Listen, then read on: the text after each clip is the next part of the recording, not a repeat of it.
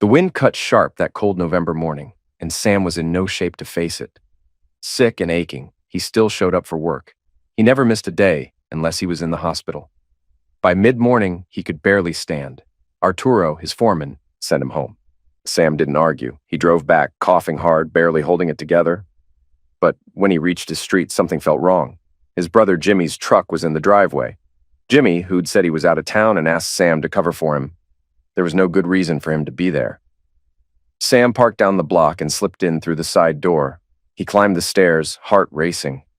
Near the bedroom, he heard sounds that confirmed his worst fear. "Oh, God." "Yes, Jimmy," came Camilla's unmistakable voice. That was all he needed to hear. "You've got to be kidding me," Sam thought, as he pulled out his phone, switched to video, and started recording. "Jimmy asked me to cover for him so he could screw my wife. Let's see how this plays out when I beat his A into the floor." He burst into the room. Neither of them noticed him right away. Sam stood at the doorway, trembling with fury. He counted to 3, then launched a hard kick straight into Jimmy's side. Jimmy dropped like a rock. Camilla screamed the moment she saw Sam's face contorted in rage. She stumbled backward, pulling a blanket over herself. Sam moved around the bed like a storm, glaring down at his older brother now writhing on the floor. His fists were clenched, but he held back. Barely. He could already hear the sound of jail doors slamming if he took it one step further. Jimmy lay frozen, too scared to move. Maybe once he could have taken Sam, but those days were long gone. Sam's mind jumped back to Thanksgiving 2 years ago. Jimmy had challenged him to arm wrestle in front of the whole family. "Time to show my little brother who's boss," Jimmy had joked. They sat down.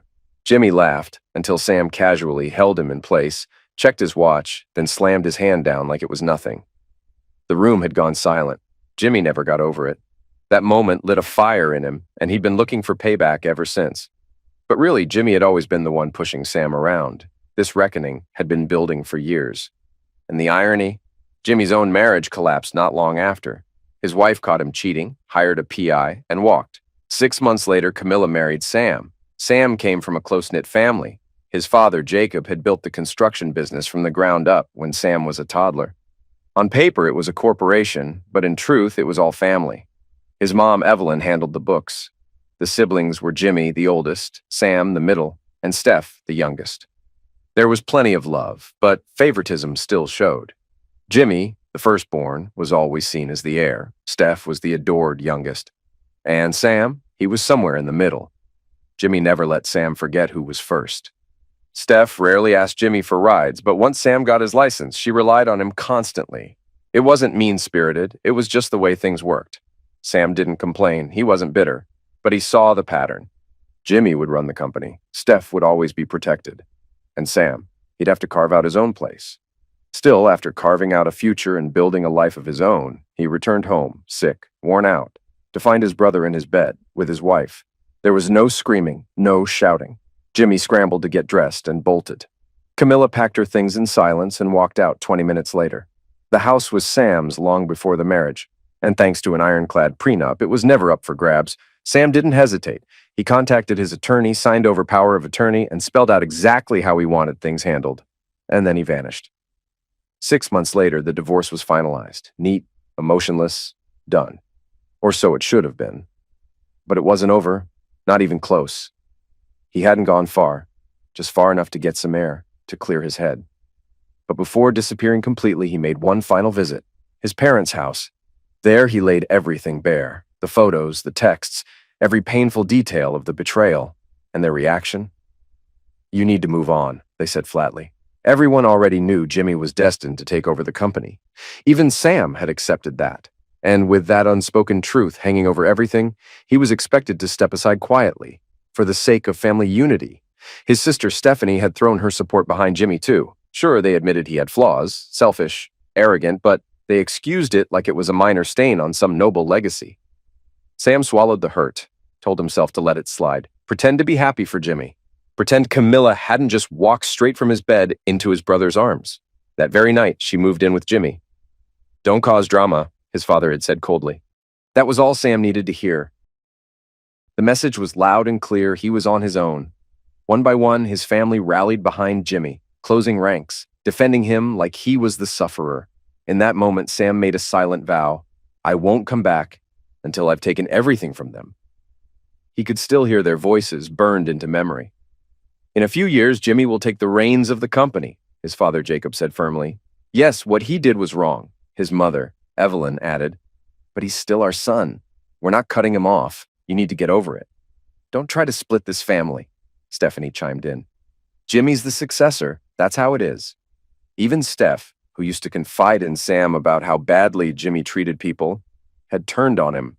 Arms crossed, face cold, she delivered the final gut punch.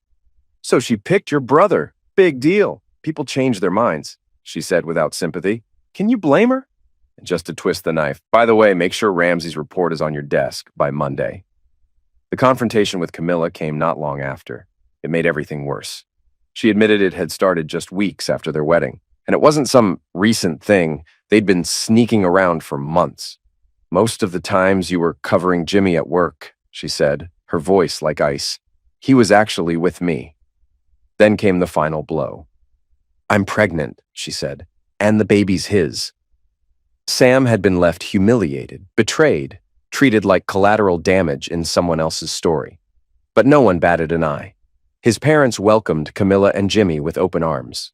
His failed marriage was erased from memory as if it had never happened.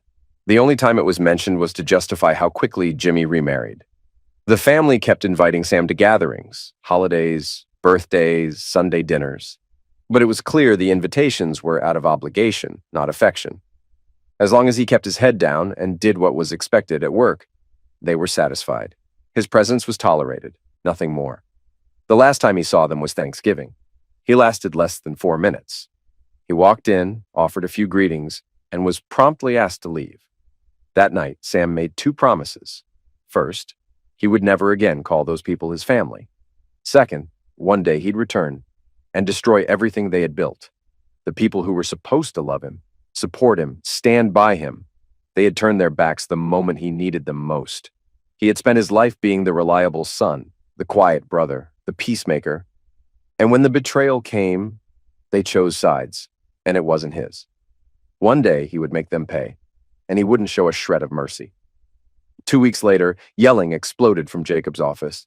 Hell no! Where the hell is Sam? Jacob shouted, voice bouncing off the walls. Evelyn rushed in, caught off guard. What's going on now? She asked, looking around. She hadn't seen Sam in a while, just figured he was laying low somewhere. Jacob slammed a folder on the desk. The Geraldson job's a damn mess. We're 4 damn weeks behind schedule. Mandelson's inspector just said last week's work is trash. Needs to be ripped out and redone. That's 50 grand torched. 2 more weeks wasted. Where the hell was Sam when all this went down? Stephanie barged in, arms tight, eyes sharp. Hold on, she snapped. Geraldson's Jimmy's deal, not Sam's, so maybe start pointing fingers in the right damn direction? The room went dead quiet. And second, no one's seen Sam in 2 weeks. His phone's straight to voicemail. Even his foreman hasn't heard a damn thing. Jacob waved it off like it didn't matter. Sam knows damn well he's supposed to be watching Jimmy's back. He's done it before. He should have handled it. He jabbed toward the door. Go find him. And tell him his Abe better be in my office first thing in the morning. I've had it with this nonsense. The following morning, Stephanie stood stiffly in her father's office, her nerves fraying at the edges. She had already called Sam countless times, sent over 24 texts, and even stopped by his house. None of it had worked. Now she had no choice but to deliver the bad news. Jacob looked up from his desk, eyes like knives cutting across the room. Evelyn sat next to him, tight-lipped. Jimmy and Camilla stood nearby, trying to act like they gave a damn, but the guilt didn't even reach their eyes. Well, Jacob barked, somebody better tell me where the hell Sam is. Stephanie shifted, her voice barely above a whisper. He's gone. Gone? Evelyn repeated, frowning. What the hell does that mean? Gone. I don't know where he is, Stephanie said, shaking her head. I tried everything. Called, texted, even went to his place yesterday. The place was empty. Cleaning crew was there. Said the house is getting ready for new renters. Looks like he's packing it in. Jacob slammed his hands down on the desk and stood up fast. So that's it? He just dipped? Walked out on everybody without a damn word? That night, Stephanie lay in bed, wide awake, mind racing. She kept replaying old moments. Family dinners where Sam sat quiet, where people told him to toughen up or stop complaining. Then the truth hit her. He didn't leave us, she whispered. We left him. Sam hadn't vanished without a plan. After everything fell apart, he joined the Army Corps of Engineers, went back to school, got a civil engineering degree, then an MBA. The family had always assumed Jimmy would lead the company, with Sam by his side. But things had changed. Sam had spent years building a new path, and now it was finally coming together. From a window across the street, he watched Stephanie walk into a building, one he now owned. She looked right at him and didn't recognize him. A decade had changed everything. Now he had time to think, to rebuild, to prepare. The Army had welcomed him in. With his skills, he was sent on high-risk missions in post-war zones. In his spare time, he trained. Combat, weapons, survival. He even hired ex-special ops trainers. Not because he had to, because he wanted to be ready. Within 6 months, he made captain. They asked him to re-enlist. He was thinking about it. Then came the explosion. Their convoy was headed to a build site when the IED detonated beneath their Hummer. The vehicle was ripped apart. Sam survived, though he had no idea how severe his own injuries were at the time. Gunfire erupted as he pulled himself from the wreckage. Nearby, he spotted the member of parliament they'd been escorting, her leg mangled, blood pouring out fast. Grabbing a first aid kit, Sam fought through the chaos. He unbuckled her seatbelt and pulled her from the smoldering remains of the vehicle. He dragged her to cover, ignoring the bullets snapping through the air. With steady hands, he worked to stop the bleeding. His own body was screaming in pain, but he focused solely on her. Once her leg was stabilized, he reached for his rifle and took position next to her. Wounded and bleeding, Sam held the perimeter for 20 relentless minutes, until the deep thump of helicopter blades shook the sky. Just as medics reached them, his body finally gave out. As everything faded to black, he heard a gruff voice shouting, "Get them on that bird now!" Then, silence.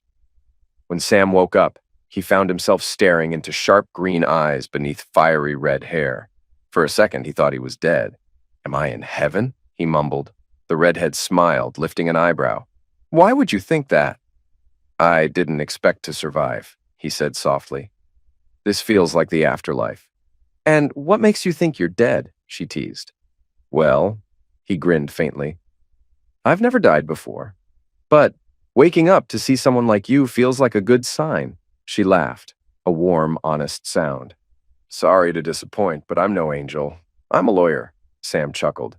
"Then this can't be hell. If I get to see you again, I'll take it." Her smile grew. "If I have a say in it, you will. You're alive, Captain.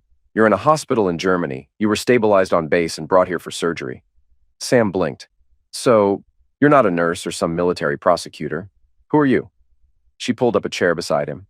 "Rebecca Caulfield. My sister June is the MP you saved. Every doctor agrees. If you hadn't stepped in, she wouldn't have made it." Sam's voice dropped. "How is she?" "She's alive," Rebecca said. "They saved her leg, though she'll walk with a limp, but she'll recover." That's how Sam met Rebecca and June. True to her word, Rebecca stayed through her sister's recovery, splitting her time between June's ICU room and Sam's. The bond between her and Sam grew naturally, hour by hour.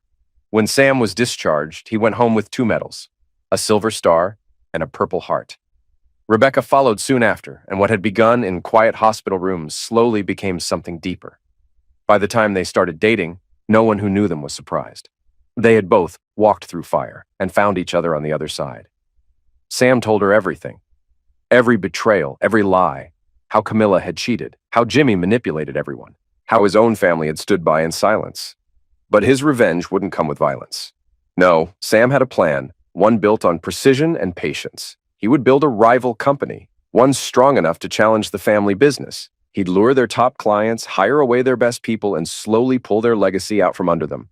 Rebecca listened, her expression unreadable, until a slow, wicked smile spread across her face. "What if we didn't just beat them?" she said. "What if we burned their whole world to the ground?" Then she outlined her plan, and Sam didn't hesitate. Rebecca's family wasn't just rich. They were outraged. Her father, nearing retirement, agreed to help.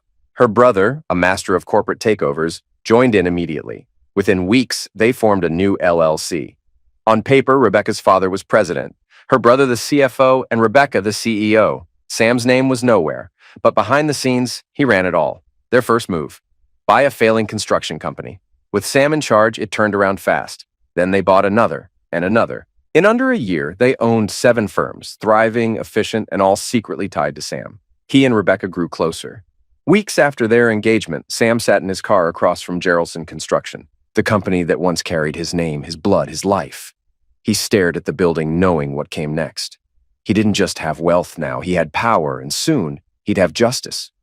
Over the past year, two shell investors, handpicked by Rebecca's brother, had been buying up shares in the Geraldson Company, little by little, quietly, steadily.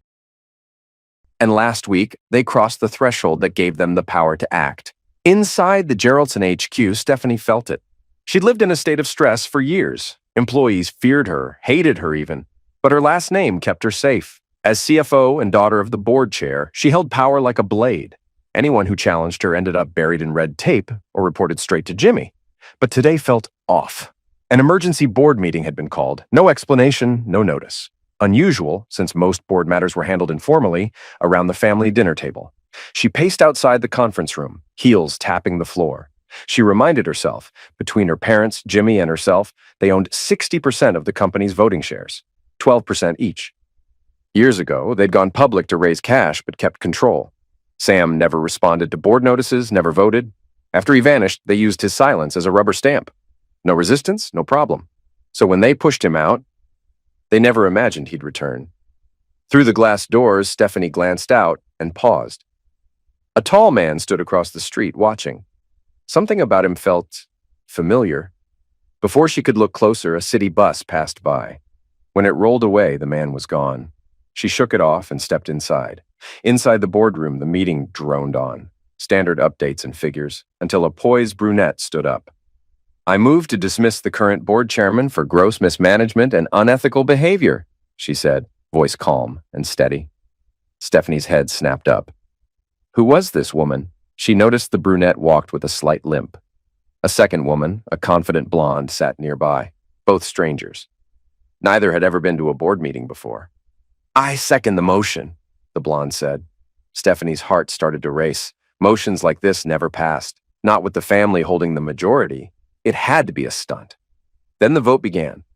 "Miss Caulfield, 35%, the secretary announced. Yes. Miss Jeffers, 4%. Yes. Remaining outside votes, 1% no." Then came the family block. Jimmy, Stephanie, Evelyn, and Jacob. Each gave a clear no. 49% opposed. Jimmy opened his mouth to dismiss the motion, but the boardroom door creaked. In walked the man from across the street. The room went still. "Samuel Johnson, 12%, the secretary said. Stephanie froze.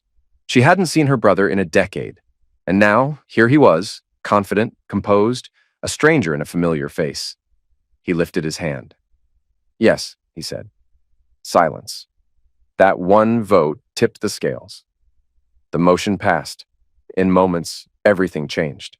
Jacob was removed as chairman. Jimmy was fired as CEO. Stephanie was replaced as CFO. The blonde took Jimmy's role. The brunette took hers. No bonuses, no goodbyes. They had 10 minutes to clear out. Worse, everything they used, homes, cars, company credit cards, belonged to the business. Set up years ago for tax perks. Now, Sam was in charge. They had 1 week to return it all, except Jimmy and Camilla. They had just 24 hours. As Sam calmly led the rest of the meeting, his family sat in stunned silence, stripped of power, left with only shares and a false sense of control. They still thought they had leverage. They didn't. Their personal accounts held just enough to get by, about $100,000 each.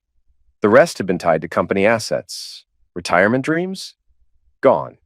Sam leaned back in his chair. "Any other business?" The new CFO stood. "Yes, SRJ Enterprise has issued a buyout offer. Everyone has the proposal."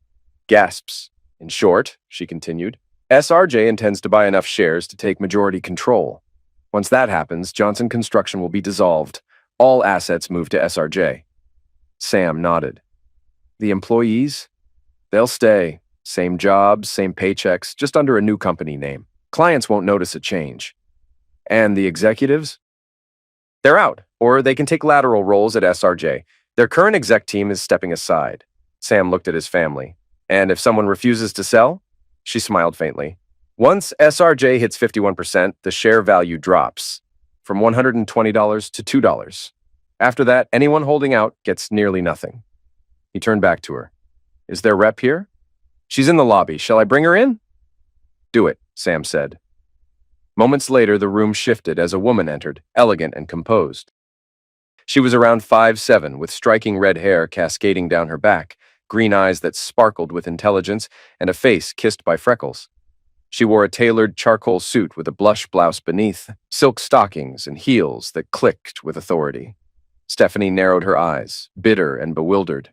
What is it with all these beautiful women showing up just to ruin our lives? And Sam, what role was he really playing in this?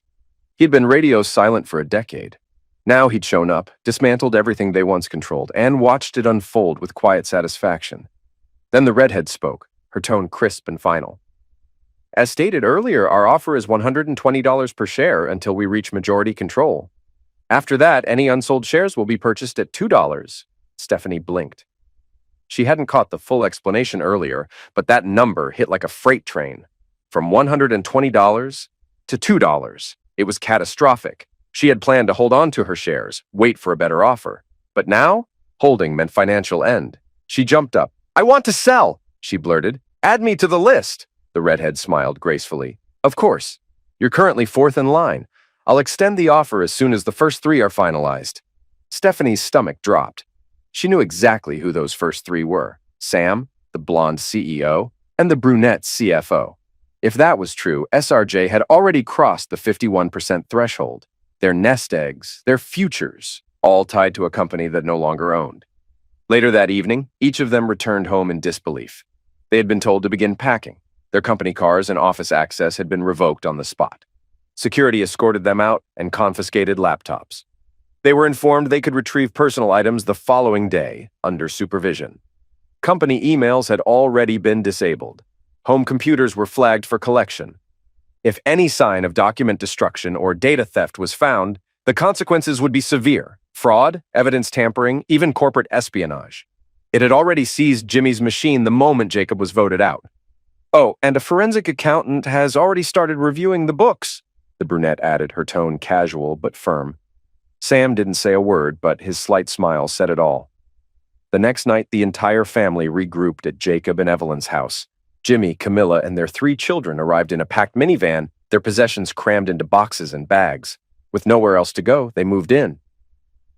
After unloading everything into the garage, they gathered around the dining table. Jacob slammed his hand on the desk so hard the coffee mug rattled. That's it. I've had it. We're not just sitting around while everything we built gets torn apart. We're taking it back.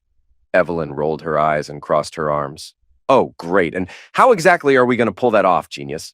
Where the hell do we even start? Jacob leaned forward, fire in his voice. We lawyer up. We file papers. We go in swinging. Stephanie spoke up, quiet but firm. Dad, our lawyers were on the company payroll. They're not with us anymore. We'd have to start from scratch, and that's not cheap. We've got emergency cash, yeah, but this kind of fight, it could drag on for years. That money won't stretch. The room went dead still. Then Jimmy popped his knuckles and leaned back like he was waiting for his moment.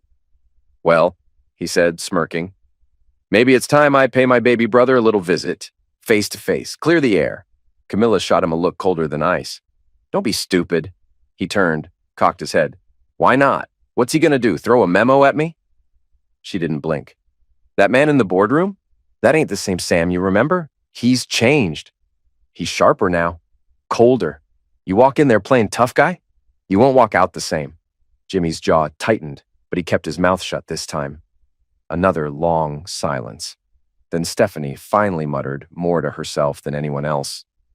Maybe we should just talk to him. Every head in the room snapped toward Stephanie like she'd just spoken Martian. The silence hit hard, thick, cold, like a slap in the face. She took a breath, didn't back down. Maybe if we owned up to what we did, she said, low but steady. If we dropped the ego, gave a real apology, not that half-assed stuff, maybe he'd give us one last chance. Not to fix it all. Just enough so we're not left with dust. Jacob shot up like he'd been punched. You expect me to grovel? He roared. You want me to crawl to that backstabbing punk who turned his back on this family? That kid spit in our faces, and now you want me to go begging like some washed-up loser? Hell no. I'd rather watch this whole thing burn. Jimmy jumped in without missing a beat. You've lost your damn mind, he snapped. After what he just did, He stole the company right out from under us, in front of the whole damn board, made us look like fools. I ain't asking him for a damn thing. I'll bury him before I ever shake his hand." Camilla crossed her arms tight, her face full of disgust. "Jimmy's 10 times the man Sam ever pretended to be," she said with a sneer. "I'm not lowering myself to beg that coward for anything. He can rot in that shiny office of his." Evelyn finally spoke up, voice low but sharp. That edge only a mother could carry. "Steph, I get it. You're hurt, we all are. But now is not the time to fold. That boy put everything we built at risk, our name, our legacy. And you want to talk about mercy?" She narrowed her eyes at Stephanie, voice like steel. "No more talk about apologies, no more soft takes. We take back what's ours, whatever it takes." Stephanie's words were swept away, buried under another flurry of talk about legal strategies, smear campaigns, and political favors. She said nothing more. The truth was, she'd already made her decision. The family was a sinking ship, and she was done going down with it. It had taken her years to see it, but now it was painfully clear. What they had done to Sam went beyond betrayal. They had cast him out, mocked him, ignored him, used him, and by the time she realized it, it was too late. Her apology, if it ever mattered, was years overdue. The next morning, in a quiet downtown office, June Caulfield looked up from her computer as her assistant knocked softly. "Miss Caulfield, you have a visitor. Stephanie Johnson's here." June raised an eyebrow. Stephanie Johnson? The family's cold, polished poster child. She barely had time to react before the woman stepped inside, elegant in a navy pencil skirt, heels, and a pale pink blouse. Her makeup flawless, her posture perfect. She looked every bit the executive. But June noticed something deeper. She looked exhausted. "Please," June said, motioning toward a chair. "Have a seat. I can't say I expected this." "Neither can I," Stephanie said with a faint smile. "I came hoping to speak to Sam. They said he was away, but that maybe you'd be willing to pass along a message." June didn't blink. "Depends. He's not eager to hear from your family, and frankly, I don't blame him. I've heard enough to form my own opinion." Stephanie gave a short nod. "So, you and Sam are close?" "Yes," June said. "But not how you're thinking. He's like a brother to me." Stephanie's features softened. "How did you two meet?" "I could tell you," June said coolly. "But not today. I've got a company to run. So, let's skip to your message." Stephanie drew a slow breath, then spoke. "Tell him I need to talk. I know I don't deserve it. Not after how I treated him. But I'm not part of whatever the others are planning. I've walked away from all of it. I don't want anything. I just want to say I'm sorry. Truly sorry." Her voice cracked, and she didn't try to hide it. "I missed my chance. He left before I could ever make it right. But if there's any chance he'll hear me out, even for 5 minutes, it would mean everything." June studied her. The guilt wasn't fake. It wasn't for show. She knew the real thing when she saw it. After a pause, she nodded. "He'll be back Monday. I'll tell him you stopped by, and I'll try to convince him to meet." "Thank you," Stephanie said, barely above a whisper. Then, to Stephanie's surprise, June smiled. "You know what? Why don't we grab dinner tonight? I'm still new in town. Wouldn't mind the company. And I'm curious, not just what you want from Sam, but what you've learned." Stephanie blinked. "You'd really do that?" "Yeah," June said. "I think it's worth a conversation." What Stephanie hadn't expected, what truly rattled her, was the way June pulled her in. There was something magnetic about her, sharp, confident, grounded. It tugged at Stephanie's attention in a way she hadn't felt in years. She'd always known who she was, but never lived it. Her attraction to women had stayed hidden, beneath family pressure, roles to play, boyfriends for appearances. Real connection only happened behind closed doors. Dinner with June wasn't just about Sam anymore. That evening, they met in a quiet bar tucked away from the city noise. After 2 rounds of whiskey and slow, open conversation, June leaned in, swirling her drink. "So, Stephanie," she asked, eyes curious, "what is it you really want?" Steph didn't flinch. "A second chance," she said. "Not to fix the past. It's done. But to be different now. I want Sam to know I've changed.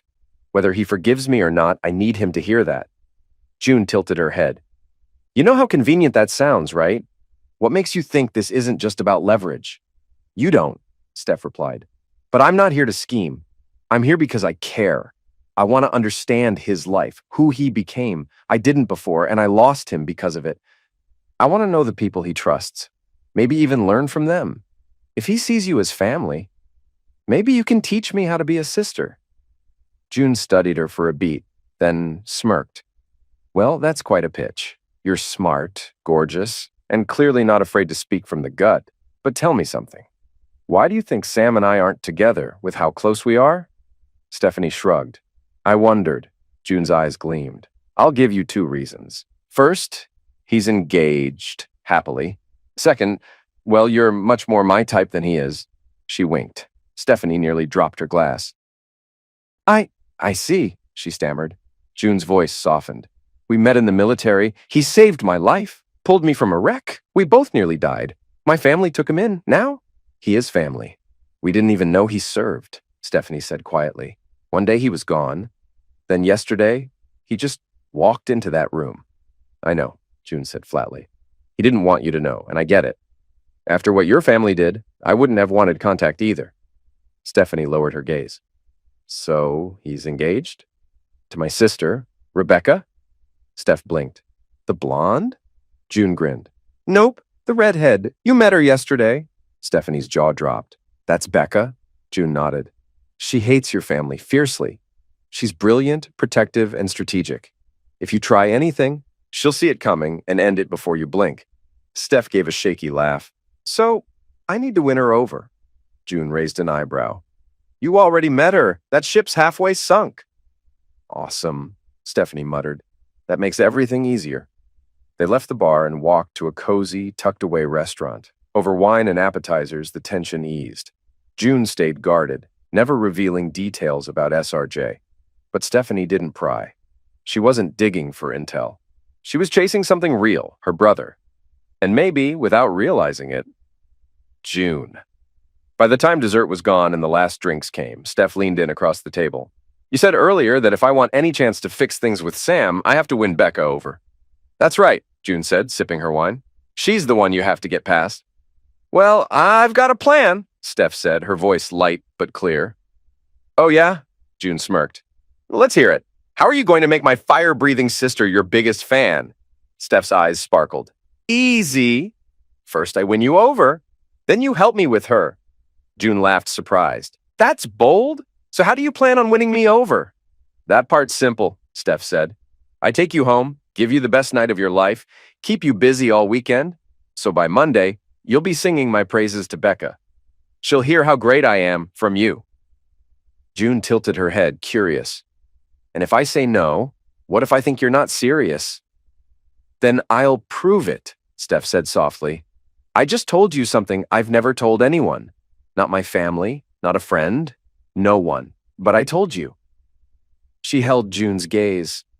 That's how serious I am. I'm not messing around. I'll come out to people who might hate me for it, just for the chance to see my brother again.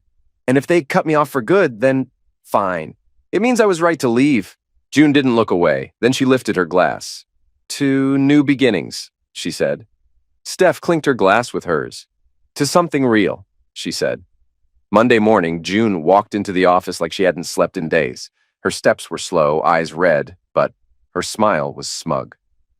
Across the room, Rebecca called out, Good grief, June. You look like you got run over. What happened? 3 days with no sleep, and every minute was worth it, June said with a grin. And if you think I look bad, you should see my new girlfriend. Rebecca blinked, confused and amused. Wait, girlfriend? Since when? Who is she? I'll tell you, June said, yawning, but only after I get coffee. Then I need to meet with you and Sam. Something big came up. Say, 20 minutes in Sam's office? Sure, Rebecca said. Get some caffeine. You look half dead. Exactly 20 minutes later, June stepped into Sam's office, still wearing that smug smile. Sam looked up. So I hear there's a new woman in your life, he said. Oh, you don't even know the half of it, June said. She showed up Thursday while you two were gone. We talked, had dinner, and next thing I know, we spent the whole weekend together. She's amazing. And now we're a thing. Rebecca leaned in. Come on, who is it?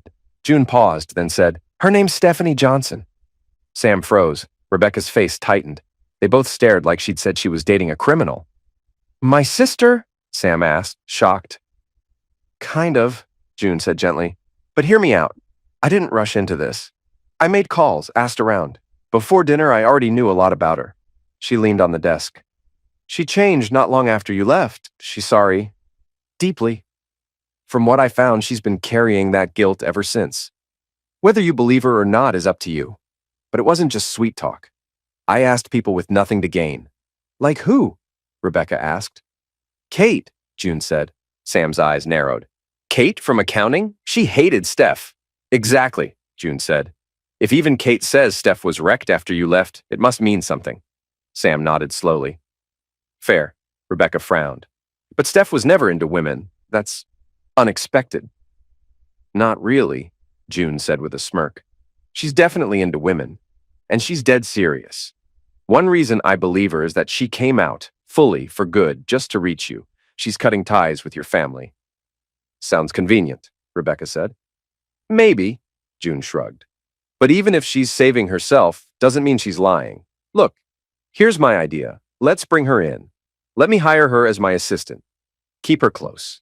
If she's honest, we'll see it. If not, we'll see that too. Sam nodded. Okay, but we watch everything. Her laptop, phone, Wi-Fi, everything. I'll talk to your tech guy, June said. We'll keep it quiet. If she nails the interview, she's in. Rebecca gave her a sharp look. Just make sure you're thinking with your brain and not with something else. Later that day, Sam sat quietly in his office as June and Stephanie joined him. He listened intently as Stephanie laid everything out. More than her sudden reappearance, what shocked him was the anger she now directed toward their parents, Jimmy, and especially Camilla. She explained how, for the last decade, she'd played the game, smiling, obeying, and towing the family line, because it was safer than standing out. But after Sam's return, she couldn't pretend anymore.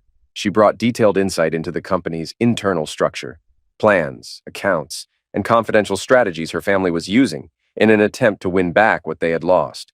When June asked about her sudden public declaration of sexuality, Stephanie didn't flinch. She was open, calm, honest. She spoke of years spent hiding, conforming, silencing herself. Coming out now, she explained, meant she was giving up any last chance at her family's approval. I've spent 10 years miserable, she said quietly. I should have seen what they did to you, Sam. I should have stood up. But I was too scared. I get that it's too late to undo the past. I just wanted you to know I'm sorry, truly. Sam was quiet for a moment, then nodded. All right, he said. Apology accepted. It feels real. And I'm open to rebuilding something, slowly, maybe. He leaned forward, voice firm. But trust, that's going to take a while. I don't forget how easily you sided against me back then. And given what I've done to your side of the family, you've got every reason to want payback. We'll be watching everything. If you're legit, you'll be fine. But if you slip even once, there won't be a second chance.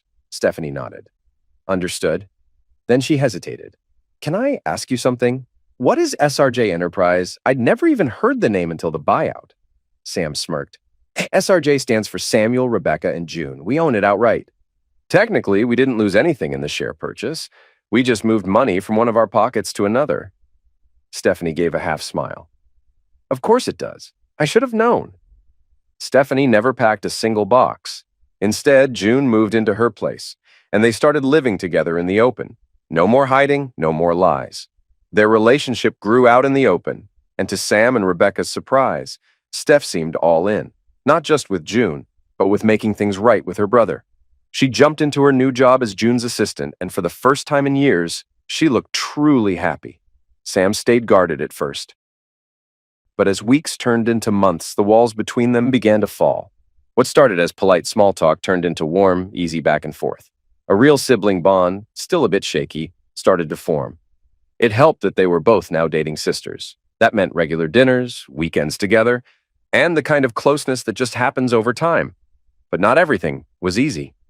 When Stephanie told her family, smiling, that she was living with her girlfriend, their reaction was fast and brutal. Her parents cut her off right away. So did Jimmy. Evelyn's loud, shocked meltdown when she found out who Steph was dating became one of Steph's go-to stories at parties. Meanwhile, Jimmy and Camilla were watching their old life fall apart. Their fancy home now belonged to Dave and his new fiancée, and their savings were almost gone. Sam, despite everything, still felt bad for their kids. They hadn't done anything wrong. He didn't want to punish them, too, So instead of leaving their parents out in the cold, he offered them jobs. It took months before they gave in. Pride held out longer than it should have, but in the end, they were broke, behind on rent, and stuck in a falling apart apartment. They needed money. The jobs weren't great, low level, decent pay, but no power. And Sam made sure the business world knew. Anyone who tried to help his old family would lose his support. No one wanted that risk. Jacob and Evelyn tried to hit back the only way they knew: lawsuits. They scraped together what little money they had and hired a small, desperate law firm to sue Sam, hoping to take back control of the company. It was a disaster. Their day in court lasted under a minute. They walked in with their shaky lawyers and froze. Standing at the defense table was Rebecca Caulfield, calm, sharp, and carrying herself with the kind of quiet power that makes even veteran prosecutors pause. The two lawyers turned pale. They whispered to each other, grabbed their files, and before Jacob could even speak, they were walking out the door. Later that day, Jacob and Evelyn stormed into the law firm like a hurricane. "What the hell went down in that courtroom?" Jacob barked, slamming the door behind him. One of the partners looked up from his desk, face worn, voice flat. "Did you even know who you were messing with?" Jacob threw his hands up. "Of course we know who she is. That's the snake representing the crew that stole our company. And she's shacked up with my backstabbing son." The second partner leaned forward, gave a dry chuckle that held zero humor. "No, you don't get it. That's Rebecca Caulfield. She ain't just some lawyer. Hey, she's a damn wrecking ball in heels. We thought this was going to be a quiet little tug of war, maybe settle and move on. But the second she got personal, it was done." He looked Jacob dead in the eye. "She doesn't fight fair. She doesn't fight clean. She buries people, legally, financially, publicly. Your name, your money, your legacy, all of it's in the crosshairs the moment she steps in." The first partner finally cut in, voice low and cold. "We're not stupid, and we sure as hell ain't suicidal. We're out. You want to keep going? Find someone else dumb enough to throw punches in a buzzsaw."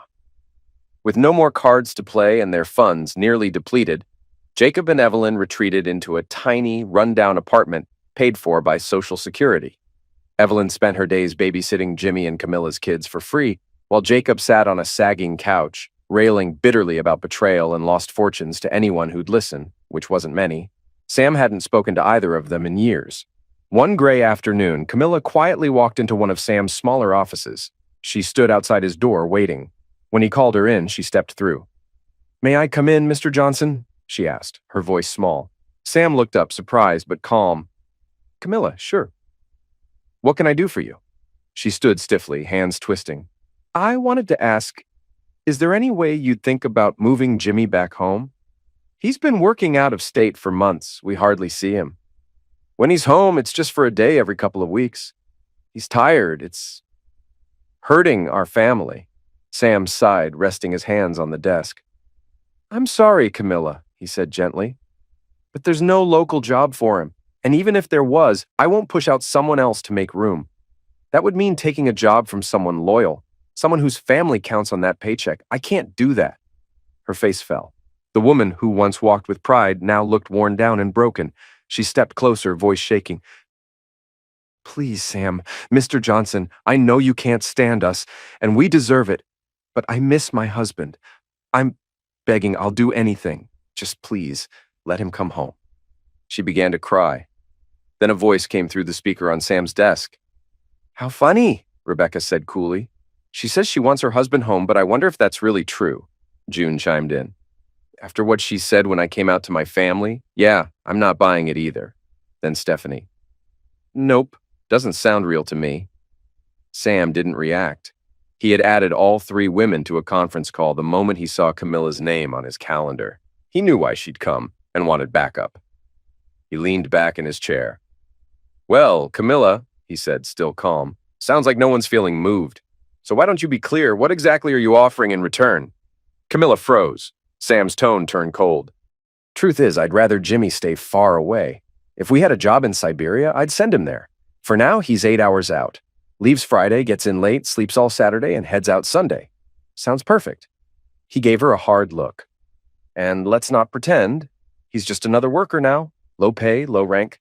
By the time he gets home, he's too tired to do much of anything." Camilla wiped her face. "I know this isn't your problem, but if we can't fix this, I might have to quit, find work somewhere else." Sam raised a brow.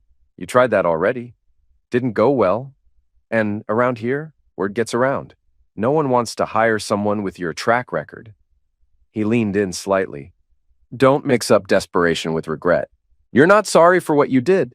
You just hate how it turned out. But the fallout? That's not going anywhere. Camilla quickly saw that words alone wouldn't work. So she played her last card. I'll do anything, she said, voice low and steady. She hoped he'd take the hint and sleep with her. Sam had always been more sure of himself, more powerful than Jimmy. She'd liked being with him once and only left because she thought Jimmy would take over the business and give her the life she wanted. If opportunist had a face, it would be hers. Maybe, she thought, if she got Sam back into bed, she could push that red-haired lawyer out. She missed Zex, missed being wanted, and she was sure if she got the chance, she could make Sam want her again. Before Sam could say a word, the speaker on his desk crackled. Well, well, Pika, June's voice came through, smooth and mocking. Remember when we joked about adding a third to the mix? I mean, not exactly payback, but hey, could be a good time. Camilla froze, blood draining from her face. June kept going, voice dripping with poison. Steph and I were talking too. Thought about finding someone new to mess around with for the weekend. Jimmy's out till Sunday night, right? Maybe you and Steph take her out for a spin Saturday, and we'll have some fun on Sunday. Sam leaned back in his chair, smirking like a man with nothing to lose. Works for me. You two knock yourselves out. Fabulous, June said, like it was just another brunch plan. By Monday, Camilla stumbled into the office like a ghost, eyes glassy, face pale. She barely crossed the threshold before Stephanie looked up from her desk, fake sweet. Good news, she said with a chipper smile. Jimmy wraps up his out-of-town gig this week. Monday, he's on a local job. You'll finally have him close again. Camilla let out a shaky breath. Just for a second, she let herself believe the storm had passed. But it hadn't. Thursday afternoon, she came tearing into Sam's office, face red, hands trembling, an envelope crushed in her grip. You cold-hearted fool! She screamed. He threw me out! He filed for divorce! She slapped the papers down on his desk, tears burning down her face. He's saying I'm unfit to be a mother. Inside were pictures. Explicit, brutal. Camilla in all kinds of positions, with women, one guy, blurry faces all around, except hers. Hers was crystal clear. She broke. She screamed, begged, cursed, her voice bouncing off the walls like gunshots. People started gathering outside. Rebecca, June, Stephanie. They watched her fall apart. Sam didn't move, didn't flinch, just sat there watching her burn. Eventually, her voice cracked into sobs, shoulders shaking, makeup streaking. Then Sam spoke, calm as a still lake. Rebecca, he said, eyes still locked on Camilla. Your counsel. What are my options here? This kind of outburst? From one of our cashiers. Rebecca stepped in, cold as ice. Mr. Johnson, she said evenly, from what I've seen, she's got nothing. No proof you were involved, no case. This is classic damage control. Act like a sufferer, toss the blame, hope for sympathy. She turned just enough to face Camilla. My advice? Fire her, hostile workplace, public outburst, and we've got footage of the whole thing. It's more than enough. Sam sighed, disappointment all over his face. I gave her a second chance, he said quietly. After everything, cheating, lying, leaving me for my brother, I still thought maybe we could end this with a shred of decency. But turns out, Stephanie was the only one worth saving. He looked Camilla dead in the eye. You're done. HR will walk you through the rest. Final paycheck will be ready before you leave. Camilla's face twisted, full of panic. You can't do this, she choked out. Jimmy kicked me out. He's got a restraining order. If I lose this job, I'm screwed. I've got no place to go. No one. Nothing. She could already see the future unraveling. No job meant no housing. No housing meant no custody. At best, she'd get supervised visits with her kids, if she was lucky. At worst, she'd be sleeping in her car, hoping not to be seen. But Sam didn't waver.